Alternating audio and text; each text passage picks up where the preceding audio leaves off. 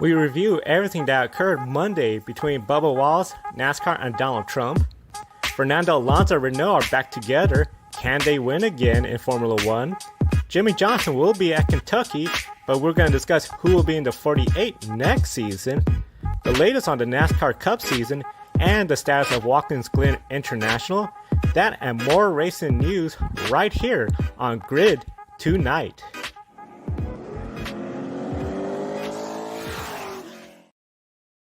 Hello, everyone. Welcome to Grid Tonight, your Wednesday racing news program. My name is Joe Samaniego. Along with me, Kobe Lambeth from thepodiumfinish.net. And we'll start with news that caught many by surprise on Monday morning. Monday morning, around 8:33 a.m. Eastern Time, the President of the United States, Donald Trump, sent out a tweet. In his tweet, he asked, had Bubba Wallace apologize for the investigation NASCAR ordered after the news was found at Talladega, when a crew member reported it to NASCAR. He also mentioned in his tweet that the incident at Talladega, plus the removal of the Confederate flag, had caused NASCAR to see the lowest ratings ever. In his tweet, President Trump tagged Bubba Wallace by using his Twitter name. He did not tag NASCAR, though, just Bubba Wallace. This spurred a big response, essentially, in the motorsports community, including Jeff Gluck and Bob Pockrass responding with information to correct the president's tweet. About an hour and a half later, Tyler Reddick, driver of the number 8 Richard Childress Chevrolet in the Cup Series, sent this tweet saying, "We don't need to apologize. We did what we felt was right, and we'll do just fine without your support." In the picture, it is a GIF file of a man shutting a door on another individual who seems to be speaking. Now, a couple of hours later, after this tweet, it was deleted by Tyler Reddick. On Tuesday morning, he did respond that after in discussions with Richard Childress Racing, it was determined it was best to delete the post, but he still stands by his message. We saw, though, other drivers such as Jimmie Johnson retweet, "I stand with Bubba." And then we even saw Zach Veach from the IndyCar Series tweet this message supporting Bubba Wallace. Overwhelmingly, the motorsports community has been supportive of Bubba Wallace. And 6 hours later, NASCAR did release a statement responding back to the president's tweet. With that statement, they said they expressed their support for Bubba Wallace, the leadership, and the courage he is showing to make the sport more welcoming. While the message did not clearly directly include tagging the president or bringing up any of the president's points, such as the low ratings or an apology, NASCAR did show their support for Bubba Wallace. Now, one of the big things, Bubba Wallace did also make a tweet as well, too. In his tweet, he does post there essentially that he ain't going to go the low road, he's going to go the high road. As you can see in the tweet above, he essentially says, "Love will always win." And he encouraged all the younger generations, people watching and following in his footsteps, to take his example. Because at the end, he is stronger. This message is going to elevate his voice, and he encouraged everyone to use the high road, and love will always win. It was a very bizarre Monday morning for everyone in the NASCAR community, especially online on Twitter. Kobe, Atlanta was a powerful moment, showing that the changes NASCAR wants to bring to the sport and the country. The Confederate flag ban was a big moment as well prior to Martinsville. And then Talladega showed us how the sport has really united behind Bubba Wallace and his voice for change. Now this Trump tweet comes out against Bubba and NASCAR. How crazy is it for NASCAR and Bubba Wallace to respond to a tweet from essentially the President of the United States questioning the sport's leadership? It's absolutely ridiculous, Joe. This is something that should have never happened, especially coming from the president of the United States. I'm extremely disappointed in President Trump's tweet. We were already getting away from the backlash regarding the news incident at Talladega, and he handed the sport yet another problem to deal with on Monday morning. And with myself, being a motorsports journalist, I felt the duty to bring attention to this tweet and show the people who follow me on all of my social media channels that it was false information coming from the president. My goal is to find the facts and report the truth, and that's what we do as motorsports journalists, and not just motorsports journalists but journalists in general. And unfortunately, some of those individuals were really angry at me for simply doing my best to inform them of the facts. They and uh, and some of them actually lost a lot of respect for me as a person, but you know what, that's perfectly fine. It's gonna be all right. It's okay. And at the end of the day, myself, you, and every other good soul in the NASCAR community know the real facts about this story. If those in denial refuse to do their own research and choose not to educate themselves, it's just their problem, not mine. There were no winners with that tweet on Monday morning. Of course, knowing the history of the tweets that come from the President of the United States, it was something where it just seemed beyond my wildest imagination.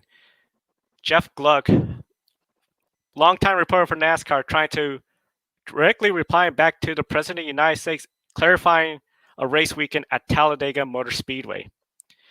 Same for Bob Pockris, you, Jenna Fryer, Jamie Little. Seeing the motorsports journalists having to respond back to this tweet, and then just seeing some of the discussions, and essentially the motorsports journalists, they cover motorsports. This was the tweet that brought them in the loop where they wanted to be involved or not. They had to report the facts, and the facts was this was a very misleading tweet from the President of the United States, and it involved the sport they cover, auto racing. So it was something very strange, and we know there are supporters of the president that don't agree with this tweet as well. One such ally of Trump that disagreed with his tweet was longtime South Carolina Senator Lindsey Graham. Senator Graham defended Bubba Wallace and NASCAR, calling their response in Talladega a beautiful moment we all should celebrate. Really unfortunate the president decided to use NASCAR in this light. Now, as I did mention, Bubba Wallace did release a statement on his Twitter account. He still has it on his Twitter account. It was a pretty long, lengthy tweet, but he put it in a picture format. We encourage everyone to check it out. It was very heartfelt, especially encouraging younger people to stay strong, love always wins, and go the high road. Bubba Wallace is racing with a lot on his shoulder.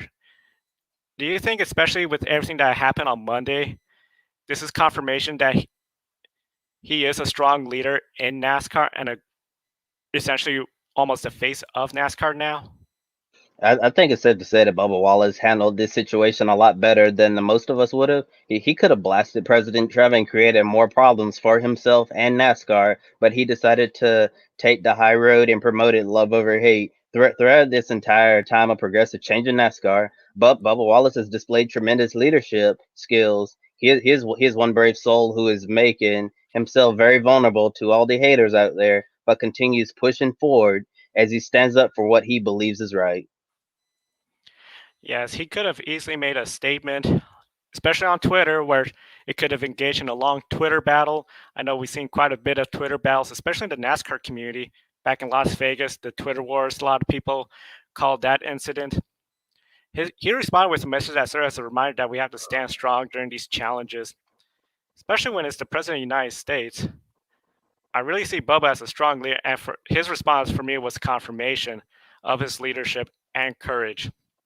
Now, it's one thing to mute, block, or denounce an individual or organization for their rhetoric online. When it's the President of the United States, does it make it more challenging to respond back? Oh, absolutely.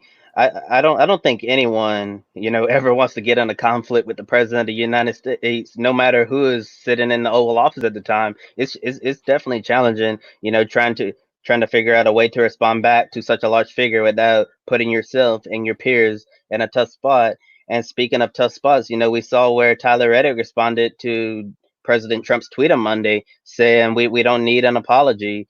we did what was right, and we will do fine just without your support. And the tweet was later deleted. And the following day, he went on SiriusXM NASCAR to say that he stood by his comments in support of his friend Bubba Wallace. And after having conversation with people like Richard Childress Racing, the decision was made to delete the tweet. It's a very unprecedented situation in the United States. This reminds me of when President Trump called out the NFL players in 2017 for taking a knee, in which all the teams demonstrated with taking a knee in response. It'll be interesting to see what happens Sunday when NASCAR races at Kentucky Speedway. I know before we get into Kentucky, you did bring up about Tyler Reddick's tweet. Any thoughts of him deleting his tweet? Oh yeah. I mean, definitely when you're in the spotlight like Tyler Reddick is, and you're like directly going after the president of the United States, it can end in not the most positive way. And Tyler Reddick's his response was, it was an emotional response, and he felt like he felt like he needed to defend Bubba Wallace right there, and Reddick, responded to the president, and I guess after speaking with people at RCR, that they felt that it was best to remove it, because you definitely don't want to bring a lot of attention to yourself during this time. Tyler Reddick shows that his heart was in the right place, because he wanted to stand with Bubba like a lot of people in the NASCAR community do. Yes, it's very delicate situation online. Of course, anyone is free to post online whatever they want, especially on social media, Twitter, Facebook, all platforms. Of course, there have been cases where people have been disciplined or even terminated by their employer. I know recently we've seen a helmet designer lose a couple Cup Series drivers after he had made some inappropriate tweets. We see some people engage in online harassment and racism lose their jobs. So it's definitely a delicate situation, especially for Cup Series drivers and athletes in the past that haven't used their voice in a platform like social media for such a situation, especially like one where the President of the United States is involved. A friendly reminder to all our viewers out there: if you or someone you know is being targeted for online bullying or harassment, we have a video on how to stop the online bullying and harassment. You can find that in our video description below on YouTube. Yeah, thank you, Joe. Definitely check out our video on online bullying and harassment. That is absolutely unacceptable on so many levels. And if you've been a victim of that or know somebody, yeah, definitely watch our video, and hopefully you'll learn a few things. And moving on to the next subject, we're gonna be talking about the big story that happened in the world of Formula One. Today, Renault announced that two-time Formula One world champion Fernando Alonso will take over the Formula One seat that has been vacated by Daniel Ricciardo in 2021 when he leaves for McLaren. And this will be Alonso's third stint with the Renault Formula One team.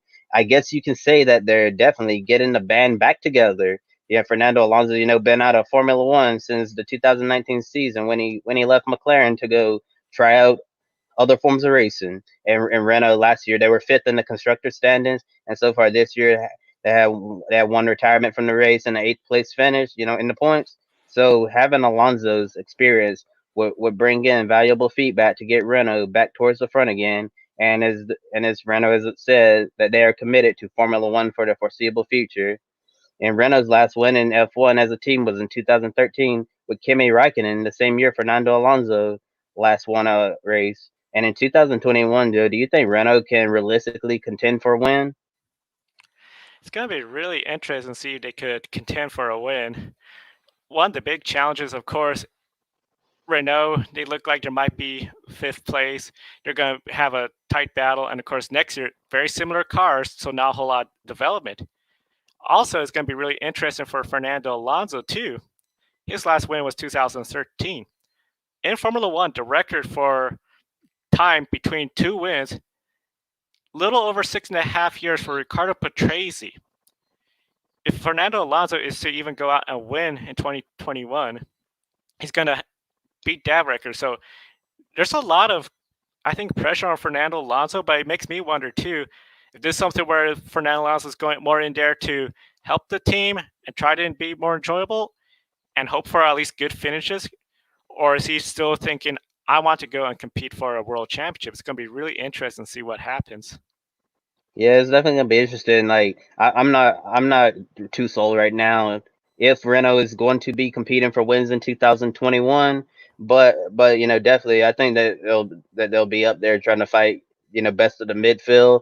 I think I would feel more confident labeling Renault as a contender when the new regulations start the following year, and I believe 2022. And Fernando Alonso is 38 years old now. He'll be the second oldest F1 driver on the grid if Kimi Raikkonen is still racing next season.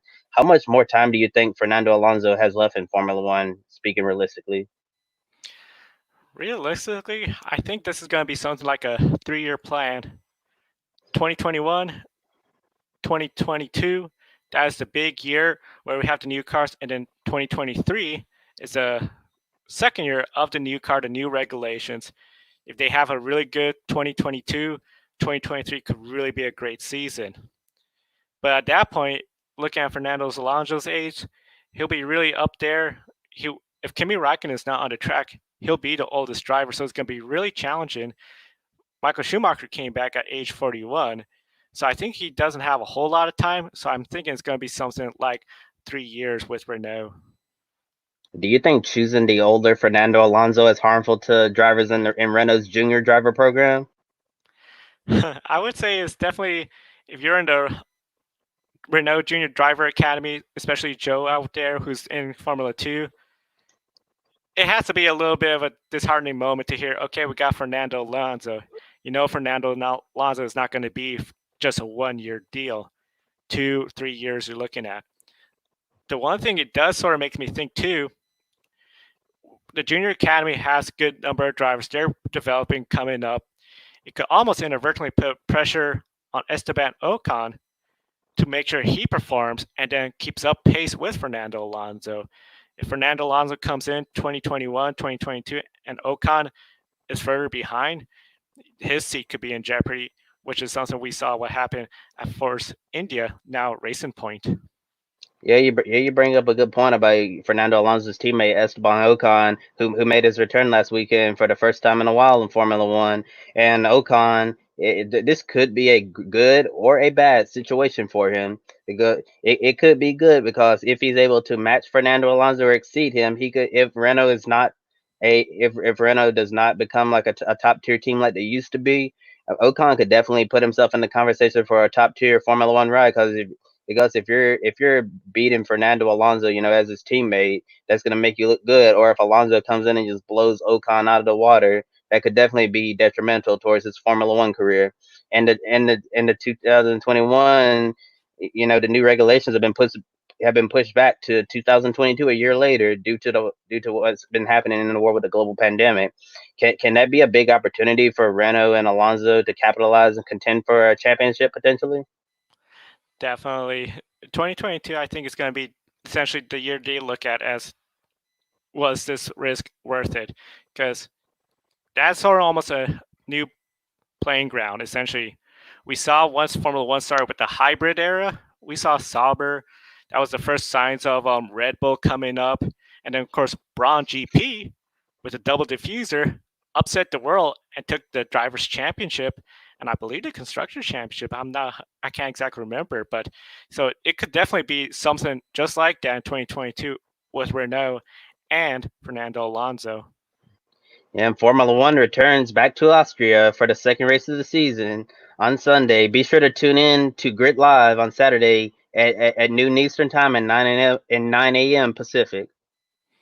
Definitely, we encourage everyone to tune in. Last Saturday during Grid Live, we reported on the news about Jimmie Johnson, who had tested positive on Friday for the virus that has caused a global pandemic.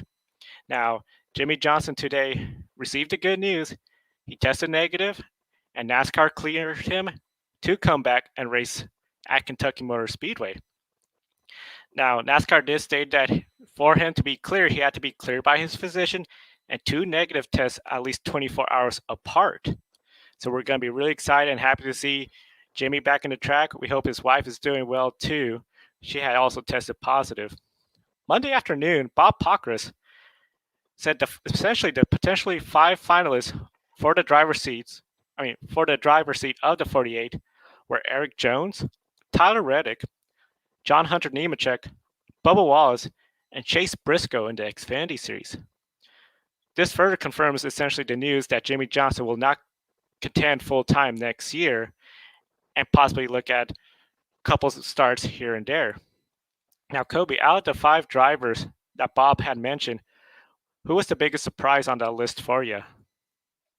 Actually, I'm gonna say two surprises. I can't decide between the two. I say number one. I'm gonna say Eric Jones, and then number two Chase Briscoe. And Eric Jones is a bit of a surprise that he would be considered for the 48 car because it seems like he's been doing an excellent job at Joe Gibbs Racing with all things considered. But also it's easy to understandable why Eric Jones would look to another team, given that they have Christopher Bell, who's at Levine Family Racing, and I'm sure that JGR wants to get Christopher Bell back in house with this program at some point, and it just seems like it's just a matter of time before Christopher Bell is at Joe Gibbs Racing. So with Eric Jones, he might be forced to to look elsewhere. And if the 48 ride, 48 ride is going to be open, that might be a great landing spot for Eric Jones if Christopher Bell moves in house. And also, I say Chase Briscoe because Chase Briscoe, he seems to really fit in well with Stuart Haas Racing, and it'll be interesting to see if we're gonna have if the number 10 Eric Almirola, number 14 Clint Boyer, if those seats are gonna be available next season, because it seems like that Chase Briscoe is right at home at Stuart Haas Racing, and it would surprise me if Chase Briscoe is not racing for Stuart Haas Racing next year in the NASCAR Cup Series. I have to agree with you, especially Chase Briscoe. That was a big surprise for me. He seems to be really fitting in well. Ford seems to be really happy with his performance at the Xfinity Series. And if there's a seat available at Stewart Haas, especially if there's two seats available, he could easily slide into one of those seats. Now, of course, as we mentioned, Bubba Wallace is on that list. After Monday, when Bubba Wallace tweeted his response, he got a shout out from Allies head of public relations and chief marketing officer Andrea Brimmer. Plan B Sales shared that Bubba Wallace Black Lives Matter car is the top selling car so far this year, diecast car. And then, of course, Monday, we also saw Bubba Wallace inked a deal with Beats Audio by Dre. Is Bubba really positioning himself to have a potential shot at this seat?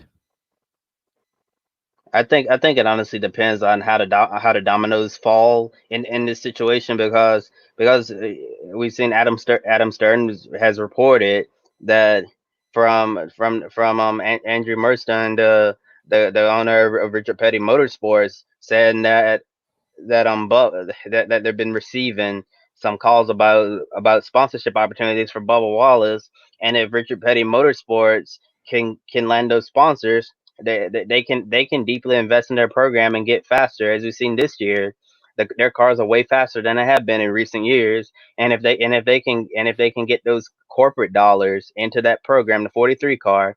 I think the 43 car could get way faster, and Bubba could definitely show what he can do behind the wheel. And also at the same time, if the opportunity to drive the 48 comes into play with Bubba, it's like, do I want to stay with Richard Petty Motorsports, the organization that gave me my break in the NASCAR Cup Series and help build up this program, or do I want to slide into an iconic ride, the 48 car? And yeah, and it definitely was interesting to see Andrea Bremer show the support for Bo Wallace. I don't know if we should really like read into that or whatever, but it's definitely interesting that Bubba may be one of the finalists to get the 48 car replacing Jimmie Johnson. Yeah, it'll be really interesting to see if Bubba Wallace is one of the finalists. I know, as you mentioned, it seems like Richard Petty Motorsports are really building some momentum up. They're getting more notice, they're getting more sponsors inquiry, especially because of Bubba Wallace. I think the program is turning for the better. It definitely looks like it, and might be a situation where Bubba Wallace may want to continue racing there and help build up that program. Of course, we've seen Rick Hendrick in the past, particularly 2007. He went for the sport's most popular driver, who was on the free market, Dale Earnhardt Jr., and that was a long lasting relationship. It'll be a little different, of course, if Bubba Wallace stays at RPM. He's the only car out there. Hendrick Motorsports, you got three other teammates there. So it'll be really interesting to see what happens and how all the dominoes essentially will fall. Yeah, and yeah, Saturday morning we reported on Grid Live that the NASCAR Xfinity Series and the NASCAR Cup Series races at Watkins Glen were in jeopardy due to the pandemic situation. The situation, of course, started with the pandemic, which hit the state of New York pretty hard. And on Tuesday, it was reported that any hopes of a waiver was really doubtful from New York Governor Andrew Cuomo. And NASCAR, in response, NASCAR was considering a road course race in Daytona, the same layout used by IMSA. And today, at about 3 p.m. Eastern Time, NASCAR released a schedule for the top three national series for the remainder of the 2020 regular season. And here's the Cup schedule.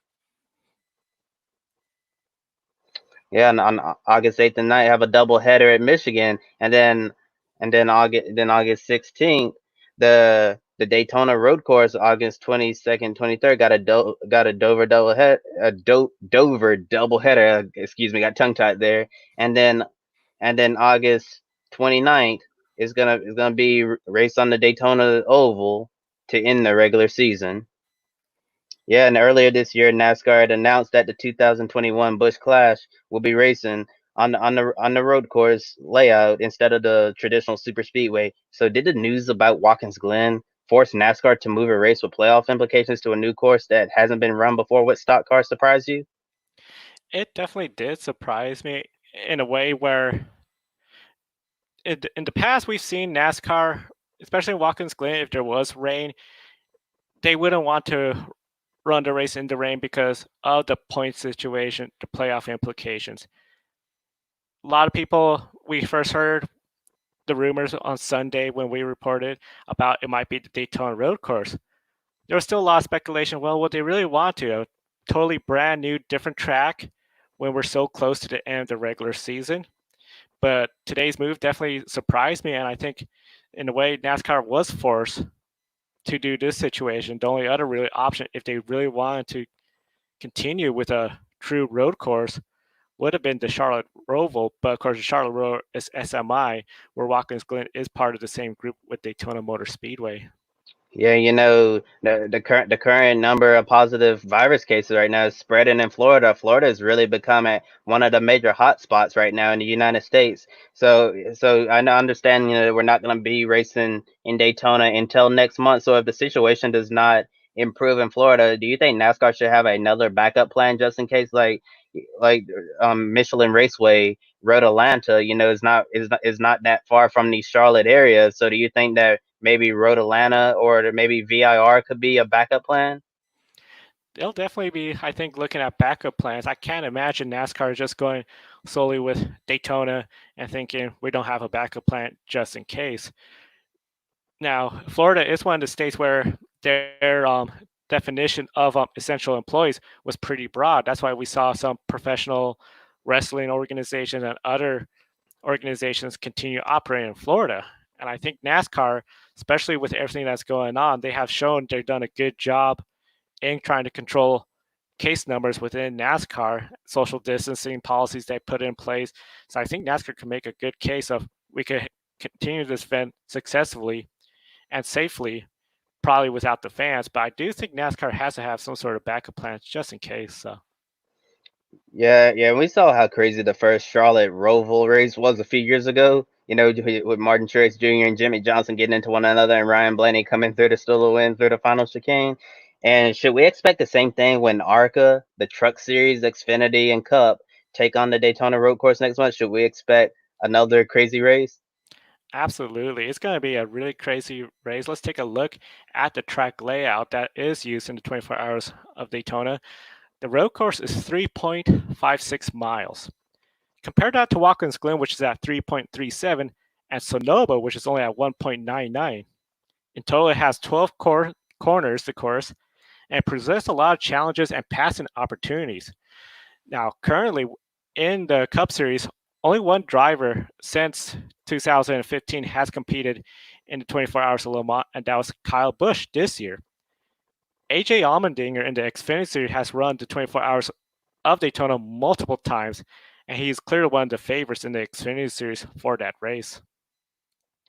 Yeah, and do you think will any driver have an advantage, especially those who have raced in the Rolex 24 at Daytona before?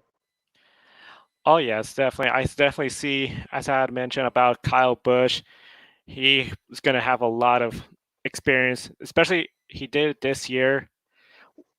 No other Cup driver has done it within the last 5 years. Now, of course, I can only imagine, especially you got Chip Ganassi racing. They're going to be looking at the notes, talking to the drivers from Chip Ganassi Sports Cars team about how to enter the corners and all. Of course, totally different race cars. Sports car is totally different than a NASCAR Cup car, but I definitely think they're going to be looking at those notes. So definitely the bigger teams, Penske, Chip Ganassi, Kyle Busch, I think they have the leg up. Of course, there are simulators out there for them to practice, but I think look for a driver within those two teams and Kyle Busch to be towards the front. Yeah, yeah, this race is definitely going to be quite interesting because it's going to be a low downforce, high speed circuit at Daytona. It's gonna be interesting to see how fast the Cup cars go when they're going through the tri-oval at full speed into the heavy braking zone down into turn one. And speaking of the Rolex 24, do you think we may see some IMSA drivers compete that weekend since it's currently an off weekend for IMSA racing? I know on Twitter I've seen some IMSA drivers, show some interest, like Corvette racing driver Jordan Taylor, Andy Lally, Catherine Legg, and Porsche factory driver Nick Tandy. Do you think we may see some of the likes of those IMSA drivers competing or trying to find a ride? Yes, I do. I think it was a really exciting opportunity for them to come and try, especially Truck Series, ARCA Series. If you have a small team where you don't want to end up just wrecking, you want a good opportunity to try to get a payday, get one of these drivers. They have the experience on that road course. Put them in your seat. They could potentially deliver a win, especially in the ARCA Series, the Truck Series. Everyone's anticipating the Truck Series to be one of the wildest shows. Put in a person that is very good at the road course there at Daytona, and you could be the upset story of the weekend. So it's going to be really interesting to see if that materializes with any teams and any drivers. Oh yes, definitely. As someone who loves to see all of these crossovers in motorsports, I think that this would be a great opportunity for an IMSA driver who has a lot of experience on this particular layout. The Rolex 24 Daytona road course, and this could definitely be a great opportunity for them to try out NASCAR and see if they can potentially take a team to victory lane. And you know what the road courses, yeah, it's more of, I'm not gonna say that it's the great equalizer like it is in the draft on the oval, but but I think it definitely, when you're on the road course, I think it definitely allows the driver to show their skills more and open things up. And the Arkham Menard series currently struggling for entries right now, unfortunately. And I think it would be really interesting to see if any sports car drivers enter the ARCA race or the trucks, Xfinity or Cup. And now it's time for some quick takes on some significant news across the motorsports world. So starting with some information from Australia, the Virgin Australia Supercar Series will return to racing in 2 weeks' time, but already several teams are on the road. The border between the province of New South Wales and Victoria closed at midnight on Tuesday, and several supercars teams in, include including Victoria Kelly Racing, Andretti United, Tickford, Team 18, and some others are all based in the province. And there's actually a rising concern for the next race weekend at Sydney Motorsport Park that it may not happen. So Joe, how big of a setback is this for the teams that are based in Victoria? It is a huge setback for fans not familiar with supercars. Supercars is the Australian equivalent to NASCAR Cup Series in simple terms. Just imagine if the state of North Carolina was to announce closed borders with neighboring states. This would jeopardize the NASCAR season since there's only one NASCAR track, really, Charlotte, North Carolina, and all the teams are located in North Carolina, particularly Concord, other areas. So trying to operate a team going out to Daytona or another area to keep running, it's a huge setback for the series, and it really does jeopardize the entire Australian Supercar Series. And of course, over there it's a little bit different. They have provinces instead of states. So instead of a governor, they have a premier who has broader authority, including closing the borders with agreement from the prime minister. Now, a question for you. NBC reported big rating scores across the board for IndyCar, Xfinity, and the NASCAR Brickyard 400. Is the big 4th of July weekend at IMS a new tradition NBC will ask IndyCar and NASCAR to keep in the future? I certainly hope so. It proved to be a major success ratings wise. Having NASCAR and IndyCar share the same track during the same weekend has major potential, especially if we're fortunate enough to see crossovers between the drivers. And hopefully next year, when things are hopefully back to normal, we can get both paddocks interacting with each other, including the fans of both series. And one question and another question for you: NHRA returns after the global pandemic started, but all of the John Force racing 4 teams will not be racing. Bob Tasca, who's currently ninth in points, is out, and a couple of other teams. Should this be of any concern?